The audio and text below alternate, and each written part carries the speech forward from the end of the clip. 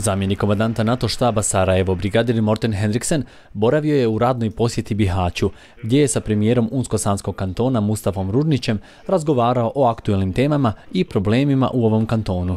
Prema riječima premijera Rudnića, ovo je jedna od najvažnijih posjeta Bihaću u ovoj godini.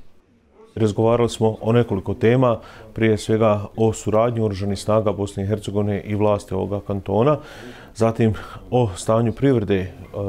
poljoprivrede, stanju budžeta kada je u pitanju Unsko-Sanski kanton i o onom pitanju koje, evo da kažem, protekle 2 godine jednostavno Unsko-Sanskom kantonu lomi kičmu, a to su migracije, i o svim procesima kada je u pitanju uspostava tog sigurnosnog i zdravstvenog aspekta na području Unsko-Sanskog kantona. The location of Unsko-Sanski canton is strategically very important, so coming up here and talking to the Prime Minister and also talking to the armed forces of BiH is an important way for me to get to know the situation in the canton. So for me this has been an important visit to gain first-hand experience on what's happening in the canton and bring that back to Sarajevo when we are doing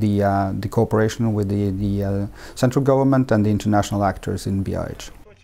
Nakon posjete vladi Unsko-Sanskog kantona, brigadir Henriksen posjetio je kasarnu oružanih snaga Adil Bešić u Bihaću, gdje se upoznao sa radom i izazovima s kojima se susreće ova jedinica oružanih snaga Bosne i Hercegovine.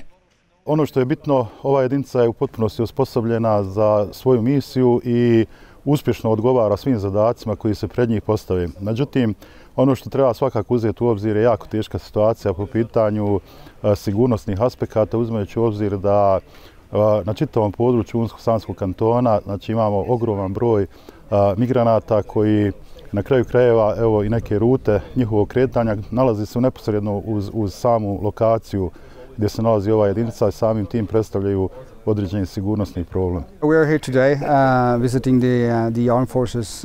up here in Bihać, and this is a strategically important part of the BiH. So the cooperation between the armed forces of BiH and the local authority is one of the issues that we have been touching. And then we have been given a tour of the premises, and I have had a first-hand impression of what the status of the forces up here in Bihać is. And I'm also here to give a short briefing on NATO and the NATO-BiH relationship to the soldiers and the NCOs and the officers of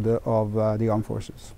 Posjeta Unsko-Sanskom kantonu nastavak je aktivnosti koje NATO štab Sarajevo provodi u cilju bolje saradnje sa oružanim snagama kao i lokalnim zajednicama u Bosni i Hercegovini.